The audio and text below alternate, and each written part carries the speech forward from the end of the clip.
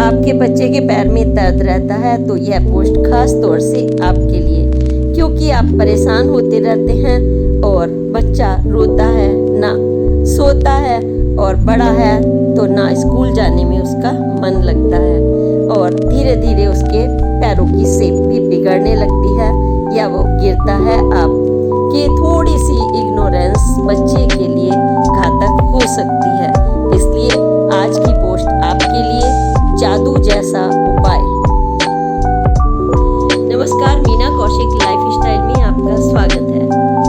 आज की चर्चा बच्चों के पैरों में दर्द क्यों रहता है और आप परेशान होते हैं। बच्चा खेलने जाता है तो परेशान होता है, थोड़ा सा खेलता है, पैर को पकड़कर बैठ जाता है। मम्मा पैर में दर्द। छोटा होता है तो बता ही नहीं पाता, वो रोने लगता है आमतौर पर। और सारे दिन जो पेरेंट्स हैं अपने अपने कामों से व्यस्त होकर जब बिस्तर पर आते हैं तो बच्चा अक्सर रात को 6 बजे, 2 बजे, 4 बजे आपको जगाता है। आप इरिटेट होते हैं लेकिन मूल समस्या में नहीं जा पाते।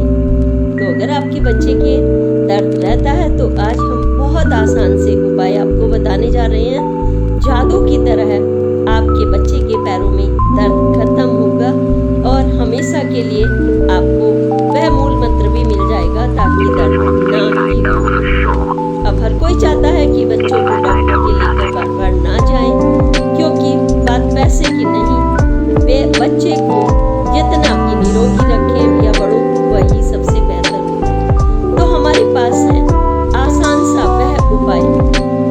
अगर हम परंपरा में जाएं तो, आयुर्वेद में जाएं तो, या उसके वैज्ञानिक तथ्य में जाएं तो हर तरह से वह जो फार्मूला आज मैं बताने जा रही हूँ आप सब भी जानते हैं, आपके घर में होता है, लेकिन हम कई बार जानते हुए भी अनजाने बने रहते हैं और सोचते हैं नहीं ये तो दादी नानी का नुस्खा है। आज की नई पीढ़ी सोचती है हम अपने बच्चों पर क्यों अप्लाई करें, तो फटाफट आप डॉक्टर के लिए जाते हैं, पेन किलर लगाएंगे, दिया जाएगा तो बात यहीं खत्म हो जाएगी। लेकिन पेन किलर इसका इलाज नहीं है। वो थोड़ी देर के लिए आपको मतलब रिलीफ दे सकता है, लेकिन ये बार बार दर्द ही ना हो या हम उसका मूल कारण जाने वो आवश्यक होता है। तो आज मैं सबसे पहले तो आपको बताऊंगी कि इस समस्या को हम ये आती क्यों है और इसके बाद हम बताएंगे इसके कारण और ये कभी ना आए,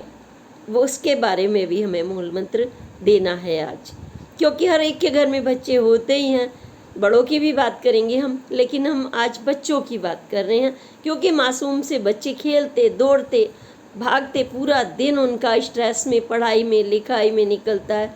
सुबह आँख मसलते मसलते 6 बजे उनकी मम्माज उठा देती हैं। आजकल एडमिशन भी जल्दी हो जाते हैं तो उन्हें रिलैक्स भी नहीं मिल पाता। कई ऐसे कारण होते हैं जो आज मैं बता रही हूँ। कारण की बात करें तो जब बच्चे जंपिंग करते हैं, आपने देखा होगा, बिस्तर से जंपिंग किया या फिर खेल रहे हैं, भाग रहे हैं, दौड़ रहे हैं, तो उसमें कई बार जो इंटरनल इंजरी की बात डॉक्टर लोग बताते हैं कि हो गई, मसल्स पर स्ट्रेस आ गया और वहाँ पे स्वेलिंग आ जाती है। स्वेलिंग आ जाती है तो इसमें कई बार आप सुनते ही घबरा जाते हैं, स्वेलिंग आ गई है। क्योंकि जब आप चेक कराते हैं तो चेक कराने में आप और भी घबरा जाते हैं, लेकिन आपको घबराने की बिल्कुल भी ज़रूरत नहीं। सबसे पहले तो आपको यह देखना होगा कि उसको हम रिलीफ कैसे दें। इंस्टेंट रिलीफ के लिए आपको पेन किलर देने से बेहतर है सेवा सबसे बड़ा उपचार है जीवन पद्धति का भारतीय। आप कुछ भी मत कीजिए, आप देखिए सेवा। सेवा जब एक माँ का हाथ लगता है, एक चुअन लगती है बच्चे को, या पिता का हाथ लगता है तो फिर देखो क्या होता है। लेकिन उसके साथ हल्का सा जब हम उसके बच्चे के पैरों में दर्द हो तो आप सरसों का तेल, कहीं दूर भटकने की ज़रूरत नहीं है आपको, सरसों का तेल आप तवे पर डालें थोड़ा सा, और उसमें जो लहसुन की कलियां होती हैं उसको पानी में भिगो के फिर थोड़ा सा छीलिए उसको, 3-4 कली को, एक चुटकी उसमें अजवाइन डाल लीजिए और उसको आप धीमी धीमी आंच पर पका लीजिए। और जब वो बिल्कुल ठंडा हो जाए उसको शीशी में भर करके आप रख लीजिए। और यह उपाय आपको क्या इतने जादू की तरह से बच्चों पर काम करता है। उसको जब भी मालिश करें हल्का सा उसको लें और राउंड राउंड घुटने पे ऐसे ऐसे करके, यानी स्ट्रेस नहीं देना है। मसाज जो होता है, माँ के हाथ से क्यों मसाज की जाती है? क्योंकि उसे मालूम होता है कि कहाँ पर हड्डी पर प्रेशर नहीं डलना, मसल्स पर नहीं डलना, इसलिए माँ के स्पर्श को सबसे बड़ा स्पर्श कहा गया है। कोई और से कहेंगे दबाएंगे, वो कहीं से ज़ोर से दबाएगा, उसे जल्दी होगी, भागेगा दौड़ेगा, लेकिन माँ ऐसा कभी नहीं करती। उसको मालूम होता है, वो ऐसे ही जैसे ही घुमाती है, एक दाना भी हो तो उसी पर हाथ रख देती है। तो सबसे बड़ा इलाज जब माँ करती है तो फिर तो दर्द का मतलब ही नहीं। तो हम मसाज करें राउंड राउंड पैरों पर। जब हमारे पैर हैं बच्चे के, उसको आप तलवे को अपनी गोद में रखिए और ऊपर की तरफ मसाज करिए, फिर ऐसे ऐसे घुमा घुमा के करिए। हड्डी पे जोर नहीं पड़ना चाहिए, मसल्स को रिलीफ मिलना चाहिए, हल्का हल्का रिलीफ मिलना चाहिए। आयुर्वेद में तो तेल मसाज का जो है बहुत बड़ा उपयोग बताया गया है और ये हमारी जीवन शैली का हिस्सा बताया गया है। आप इसको ये मत सोचिए कि ये इलाज है, ये भारतीय जीवन शैली का हिस्सा है। अगर आप पढ़ें तो उसमें मसाज को हर मतलब वीक में छुट्टी के दिन बताते हैं कि मसाज होना ही चाहिए, यानी मालिश, तेल मालिश। जब ये तेल मालिश होती है और लहसुन में एंटीऑक्सीडेंट, एंटीबैक्टीरियल, एंटी स्वेलिंग गुण होते हैं, सबसे बड़ी बात। और अजवाइन में भी दोनों चीज़ मिल रही हैं, उधर सरसों का तेल मिल रहा है, मस्टर्ड ऑयल। जब ये तीनों चीज़ मिलती हैं तो ये जादू की तरह से काम करती हैं। विश्वास करिए आप, हल्का हल्का मालिश। तो हफ्ते में अगर बच्चे को आप ये मालिश कर दें तो आपको देखेंगे कि बच्चे की जो मसल्स, जो भागने में दौड़ने में कहते हैं कि स्वेलिंग आ गई, अंदर इंजरी हो गई, तो उसको ये नहीं कि उसको लग जाइए तेज, जैसे कि मैंने बताया, तो उनको सिकाई जैसा सा मिलता है और बच्चे को बहुत रिलीफ मिलता है। वो ये तो हो गई इंस्टेंट रिलीफ की बात। और दूसरी बात है, हमें देखना होता है कि बच्चों में ख़ास तौर से हमें ये देखना पड़ता है कि विटामिन डी और कैल्शियम की कमी ना होने पाए। क्यों? क्योंकि शहरीकरण का दौर है, आप कमरे में बंद रहते हैं, सुबह ही वो निकल जाते हैं। नर्सरी का 2.5 साल का बच्चा, क्या उम्र होती है, सोचिए कि मतलब एक गोद से बैठा, पहले सबसे पहले आपने वैन में बैठा दिया, फिर आपने बस में जा रहे हैं तो बस में 1 घंटा कहीं दूर है तो स्कूल, सोते सोते जागते हैं बच्चे, धूप तो मतलब ही नहीं। फिर वहाँ स्कूल के कमरों में जा कर के वो बैठे होते हैं, कहीं आंसू उनके यहाँ तक टिक जाते हैं, पैर में दर्द होता है, कहीं उनको बेबी स्ट्रॉन्ग कह के उनको रिलीफ देने की कोशिश की जाती है, जबकि उनको दर्द हो रहा है, आराम की ज़रूरत भी है और विटामिन डी कैल्शियम की कमी आ जाती है। तो हड्डियाँ हमारी कमज़ोर पड़ने लगती हैं और अगर हम उसको इग्नोर करते जाते हैं तो विटामिन ए, विटामिन डी और कैल्शियम की कमी से हमारी बोन्स अगर कमी हो जाए तो आपको पता ही है कि टेढ़ापन भी पैर में, हल्का हल्का सा हड्डियों में उन पर दबाव पड़ता है तो ऐसा आने लगता है।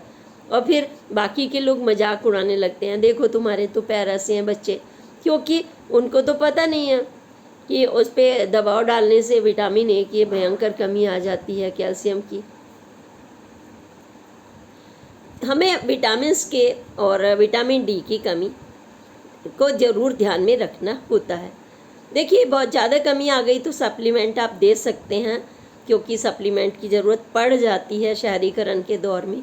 लेकिन एक सबसे बड़ा जादू अगर आपके पास है, सबसे बड़ा जादू कि विटामिन्स की कमी ही ना आए, डी की और कैल्शियम की, विटामिन के भी उसमें समाहित हो जाता है, वो है हमारे पास जो ईश्वरीय, जिसकी बात मैं हमेशा आपसे कर रही हूँ। मैंने सूर्य के रहस्य की पोस्ट डाली थी, अगर आपने देखा हो, जिसने सूर्य के रहस्य को जान लिया।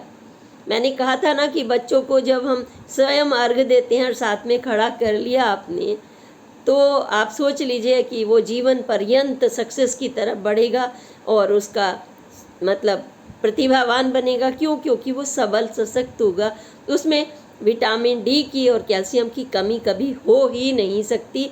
जिस बच्चे ने प्रातःकाल अगर सूर्योदय के समय आपने धूप ले लिया, आप कहेंगे कि हम कैसे दे सकते हैं, बच्चा तो स्कूल जाता है, तो इस बात में आपकी दम है। इसकी भी रेमेडी मैं साथ के साथ दे रही हूँ। 5 ही दिन स्कूल खुलता है, आपने देखा होगा। सैटरडे संडे आपको छुट्टी का दिन होता है।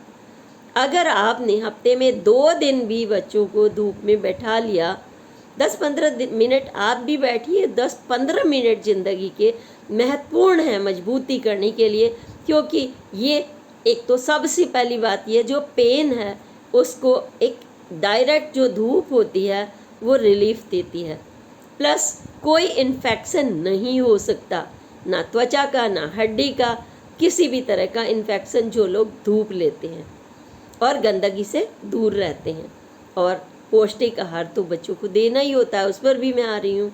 लेकिन हड्डी को मजबूत करने के लिए, दांतों को मजबूत करने के लिए, बच्चों के जो दर्द की समस्या है इसको ख़त्म करने के लिए आपका सबसे बड़ा जो उपाय है अगर भारतीय जीवन पद्धति का, वह है धूप। धूप का सेवन, धूप की सिकाई, सब कुछ मिल गया अगर आपने धूप ले ली। किसी डॉक्टर के पीछे भटकने की ज़रूरत नहीं। बच्चा रोता है, रोज़ परेशान होता है, आप भी रात के 2 बजे उठते हुए इरिटेट होते हो, उसे डांटते हो, गुस्सा आता है, क्योंकि आप सुबह से रात तक आपको भी आराम चाहिए और बच्चे को भी चाहिए, वो नहीं मिल पाता। धीरे धीरे हम बीमार होने लगते हैं, हमारी हड्डियाँ टेढ़ी होने लगती हैं, हम बड़े हैं, हम भी प्रभावित होने लगते हैं। तो हमें इसको अपने जीवन में उतारना ही होगा। हफ्ते भर में आप कम से कम 2 दिन बच्चे को धूप दीजिए और 2 ही दिन उसको मसाज जरूर करिए, हल्के हल्के हाथों से। थोड़ा सा उसकी कमर पे भी कर दीजिए या थोड़ा हाथों पे करिए, पूरे बॉडी को। ये तेल का सेवन आपको वो जो ज़िंदगी की टिप्स देगा जो आप सोच भी नहीं सकते। ये मत सोचिए कि भाई इसमें स्मेल आएगी, अरे बच्चे को बाद में सुबह तो आपको नहलाना ही है हर रोज़। अब तो वो दिन हवा हुए कि लोग सर्दियों में भी नहीं नहाया करते थे, कई कई दिन। ऐसे साधन हो गए हैं जब आपके पास गीज़र भी होता है, गैस स्टोव भी होता है, फटाफट पानी भी हल्का वार्म कर लेते हैं आप। तो अब वो हवा हो गए दिन, तो आपको अपने को इम्यूनिटी को, पावर को असली वाली बढ़ाना होगा। वह इम्यूनिटी आपको सूरज की ऊर्जा से मिल जाएगी और डायरेक्ट मिलेगी, जिसमें पैसा भी नहीं खर्च करना। और अगर आप विटामिन डी की गोलियां लेते हैं तो आपको पता ही है आप पचा नहीं पाते, आपको मुश्किल होता है उसको डाइजेस्ट करना जल्दी से।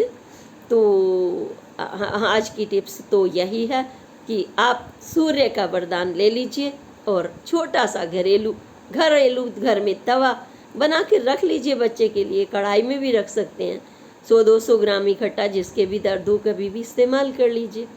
बस आपकी जो ये समस्या है बच्चे के रोने की और आपके इरिटेट होने की, दोनों गायब। कहिए दादी अम्मा के नहीं, ये हम आपकी रसोई की टिप्स दे रहे हैं जो आपके घर में भारतीय जीवन पद्धति का हिस्सा है। आप स्वस्थ रहें, खुशी रहें, प्रसन्न रहें।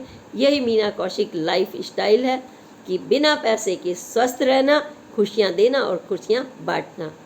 इसी के साथ अगली पोस्ट तक के लिए प्रणाम। जय हिंद, जय भारत।